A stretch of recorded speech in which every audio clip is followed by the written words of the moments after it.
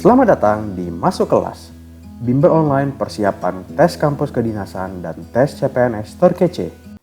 Pada episode kali ini kita akan membahas terkait kiat lulus SPMB PKN STAN dengan narasumber Kak Bas dan akan dibawakan oleh Kak Adi. Sebelum kita mulai, teman-teman gimana kondisinya saat ini? Masih aman? Dalam kondisi sehat? Ya, semoga tetap sehat. Teman-teman yang masih sekolah online, baik itu di kelas 3 SMA yang akan mempersiapkan meraih impiannya tahun depan, tetap semangat. Ataupun yang berkuliah juga. Oke, sebelum kita membicarakan tentang bagaimana persiapan masuk ke dinas yang kali ini narasumber kita adalah alumni PKN STAN. Kali ini dia bukan hanya lulusan D3 loh, tapi juga lulusan D4 dari PKN STAN. Jadi sudah 2 kali berkuliah di PKN STAN. Nah, sebelumnya saya perkenalkan diri dulu, namaku Adi Hustapea. Teman-teman bisa memanggil Adi. Ya, saya juga merupakan lulusan dari PKN STAN. Ya, saya adalah alumni D1 Bea Cukai tahun 2011. Oke, kita sambut ini dia. Kita panggil Kak Bastian. Hai Kak, apa Halo kabar? Kak Adi, halo teman-teman Oke, dari Masuk ya. Kelas. Oke, kali ini kita mau tanya dong, kakak ini lulusan tahun berapa sih? Coba langsung saja Kak Bastian. Eh, Hai teman-teman, nah aku tuh lulusan tahun 2018. Muka aku ketuaan kayaknya ya. Enggak lah, jadi aku tuh masuk STAN itu tahun 2009, kemudian itu diploma 3 akuntansi, nah kemudian aku lulus tahun 2012. Nah aku itu aturannya lulusan SMA tahun 2008, tapi aku 1 tahun sudah berkuliah di salah satu PTN di Kota Medan. Oh, ternyata lulus SMA tahun 2008 dan mencoba Ya, PKN STAN 2009. Boleh diceritain dong Kak, kenapa sih memilih PKN STAN padahal udah berkuliah ya sebelumnya ya kayak gitu. ya. Boleh dong, kenapa akhirnya memilih PKN STAN? Nah, ingat semua kampus itu baik berkualitas, tapi tergantung kalian itu pengen yang bagaimana. Nah, kalau aku dulu setelah 1 tahun berkuliah di PTN, nah aku mikir, aduh males juga ya kalau misalnya nanti setelah aku lulus kuliah, aku itu harus melamar kerja kemana-mana. Seperti itu, ya biasalah mental-mental yang penting bisa langsung kerja lah gitu, nggak usah capek-capek lagi. Nah, kemudian aku cari tahu, ternyata kalau misalnya kita lulus di kampus kedinasan, kita itu nanti setelah lulus kemungkinan besar akan diangkat loh menjadi CPNS. Jadi kita nggak usah harus ikut tes CPNS lagi atau nggak usah harus melamar lagi ke perusahaan, tapi sudah dikasih ikatan dinas. Makanya itulah kenapa aku milih untuk berkuliah di kampus kedinasan. Nah, kenapa STAN? Ya karena aku suka aja untuk berkuliah di jurusan akuntansi, untuk belajar akuntansi, belajar pajak. Kayaknya menurut aku itu paling pas sih buatku. Pengen aja kalau misalnya lulus nanti bisa berkuliah di Kementerian Keuangan kayak gitu di Bekerja ya, lebih tepatnya ya di bekerja di Kementerian Kementerian Keuangan. Oke Keuangan Kak. Nah, otomatis kan dalam masa kuliah nih, ya. ibaratnya uh, di tengah kesibukan kuliah, tentu mempersiapkan juga untuk lulus PKN STAN. Boleh dong ceritain persiapannya dulu gimana Kak, sehingga lulus di tahun kedua ya, Ya. kayak gitu. Nah, sebagai salah satu mahasiswa di PTN, kita harus pinter-pinter tuh ngatur waktu. Jangan sampai kita fokus di STAN, nanti IPK kita di PTN jelek. Nah, takutnya nanti ketika kita nggak lulus misalnya di ujian STAN-nya, di PTN-nya juga IP kita jelek, kayak gitu kan, sayang banget kan. Nah, kalau aku dulu itu memanfaatkan libur semester. Jadi libur semester genap itu kan biasanya panjang-panjang tuh, bisa sampai 1 bulan, 2 bulan kalau nggak salah. Nah di situ aku belajar full. Aku belajar full, jadi 1 hari itu aku bisa belajar sampai dengan 5 jam per hari. Orang liburan aku belajar 5 jam. Nah, terus aku bagi nih. Kan pada saat zamanku dulu, ujiannya hanya ada 2.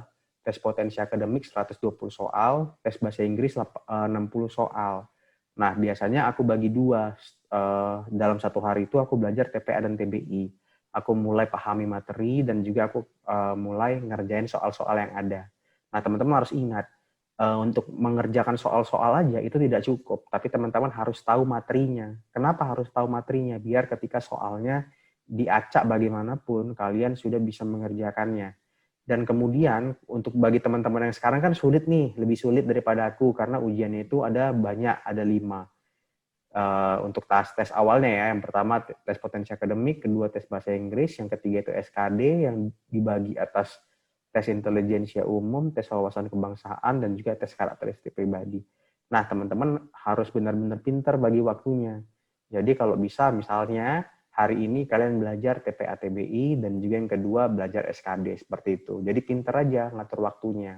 Dan yang kemudian selanjutnya adalah kita harus tahu potensi diri kita bagaimana. Kita harus tahu kita nyamannya belajar bagaimana. Ada orang yang bisa belajar sendiri, tapi ada orang yang membutuhkan bantuan orang lain. Ada orang juga yang pengennya belajar sendiri tapi berkelompok. Jadi kalian termasuk yang mana?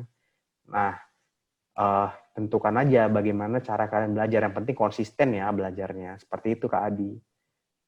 Luar biasa. Ternyata ada perbedaan ya antara kalau dibilang 10 tahun yang lalu dengan tahun ini ya. Dan Betul Kak Adi. beberapa tahun kebelakang ini. Otomatis persaingan juga luar biasa. Ya. Nah, bagaimana sih tips dari kakak? Maksudnya tadi kan belajar 5 jam, tapi kan 5 jam, ada beberapa orang yang tidak mampu secara matematika di kemampuan TPA, tapi bahasa Inggrisnya jago. Ada yang mungkin bahasa Inggrisnya jago, matematikanya nggak bisa gitu. Gimana sih untuk meningkatkan optimisme mereka, Kak, seperti itu, supaya di tengah persaingan saat ini, mereka mampu dan bisa dan yakin gitu loh. Boleh dong dari kakak, gimana? Seperti yang tadi aku jelasin, jadi kadang-kadang kan orang itu kan lebih prefer terhadap salah satu materi yang diujikan ya. Contoh, si A mungkin lebih suka belajar kuantitatif atau hitungan. Jadinya dia lebih suka belajar terkait dengan tes potensi akademik maupun tes intelijensia umum. Nah, ya seperti kita menyukai sesuatu ya, pasti kita lebih prefer untuk melakukannya berulang-ulang. Tetapi kebalikannya, seperti ketika kita tidak menyukai sesuatu, maka kita cenderung untuk tidak melakukannya. Nah, masalahnya untuk lulus di ujian kampus kedinasan, itu kita harus bisa lulus nilai mati untuk semua materi yang diujikan. Bahkan lulus nilai mati aja tidak cukup. Kita harus memastikan bahwa nilai kita itu akan masuk di perankingan yang terpilih untuk gelombang berikutnya. Jadi kesimpulannya adalah kita harus memperoleh nilai setinggi mungkin untuk setiap materi yang diujikan. Oleh karena itu, ya kita harus belajarnya emang harus kita pelajari semua, harus kita kuasai semua. Jadi tidak cukup hanya tahu, tapi kita harus menguasai. Sehingga ketika soal-soalnya diubah atau dimodifikasi sebagaimanapun, itu kalian bisa menjawab dengan benar, kayak gitu. Nah, kuncinya adalah kalian harus belajar semua. Nah, tergantung kalian. Ada orang yang memang punya waktu lebih untuk belajar semua, tapi ada orang yang bingung. Aduh, aku belajar semua dari mana ya? Kan kita pasti bingung kan kalau misalnya banyak banget yang diujikan. Ya kalau teman-teman bingung ya kalian bisa minta bantuan. Contohnya bisa ikut bimbel atau bisa diajari oleh teman kalian yang mungkin lebih persiapan dari kalian. Seperti itu sih, Jadi kuncinya adalah kalian harus mencoba untuk menyukai semua materi yang diujikan sehingga kalian bisa senang aja tuh belajar itu setiap hari seperti itu, Di. Oke, seperti itu ya teman-teman. Mungkin yang masih berputus asa, belum ada persiapan, atau aku tidak mampu di sini. Kalau kita love to do gitu ya, maksudnya kita ada rasa kecintaan untuk ibaratnya memiliki, berarti kita mau dong berusaha gitu ya, untuk bisa setidaknya mengerti gitu, kok perjuangan senjata kita itu apa untuk ujian nanti. Jadi kita sudah mulai mengerti ujian apa yang akan diujikan dan pelan-pelan masih banyak waktu lah ya untuk tahun depan gitu. So memang harus bersiap dari sekarang ya Kak ya. Iya, Untuk kalau lebih baik lagi ke depannya. Kalau misalnya ujiannya diadakan tahun depan misalnya, berarti kalian harus mulai persiapan dari sekarang biar nggak ketinggalan seperti itu Kak Adi. Kalau misalnya berbicara tentang tes materi atau akademik, mungkin teman-teman di beberapa sekolah kedinasan ada yang bertanya, contohnya PKN itu ada tes kebugaran tuh. Kakak kurang lebih mengerti nggak sih bagaimana dengan tes kebugaran di PKN sendiri? Nah, biasanya itu kalau di STAN itu ada tes kesehatan kebugaran. Jadi ada dua ya. Kesehatan itu lebih ke melihat apakah fisik kita itu mengakomodir kita untuk belajar. Contohnya kalau nggak salah untuk jurusan Bea Cukai tidak boleh buta warna ya kalau nggak salah. Kemudian tingginya itu harus minimal sekian dan yang lain. Tapi kalau misalnya untuk PKN STAN tersendiri, untuk tes kesehatannya itu mungkin nggak se-strict Akpol, Akmil yang benar-benar harus sempurna, kayak nggak boleh matanya minus berapa, seperti itu ya. Nah, itu untuk tes kesehatan. Yang penting kalian aman aja lah, nggak buta warna, kemudian kalian penglihatan bagus, seperti itu udah aman lah.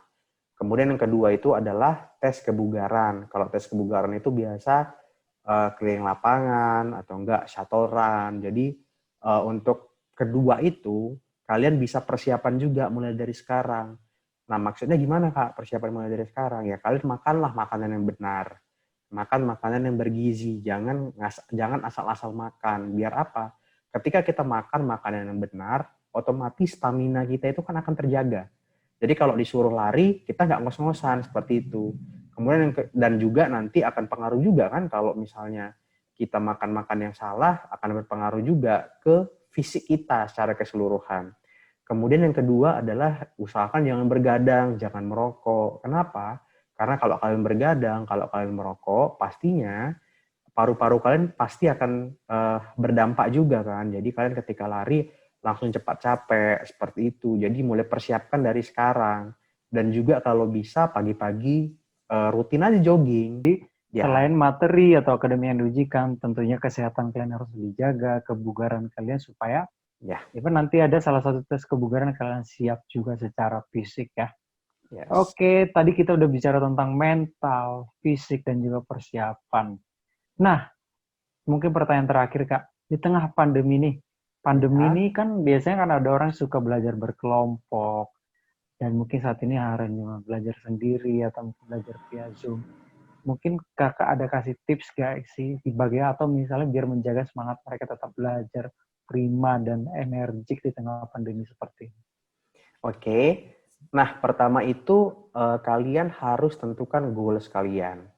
Nah, kadang-kadang kan ketika misalnya goals itu aku pengen lulus STAN. Kadang-kadang kan kita malas kan, lulus STAN terus ngapain lagi ya? Nah, kalau aku sih goalsku dulu adalah ya aku pengen ketika aku lulus kuliah, aku langsung kerja dan aku bisa jalan-jalan ke luar negeri. Itu goalsku. Berarti goals paling ujungnya adalah jalan-jalan ke luar negeri. Nah, itu kan kelihatan fun kan, jalan-jalan ke luar negeri gitu kan.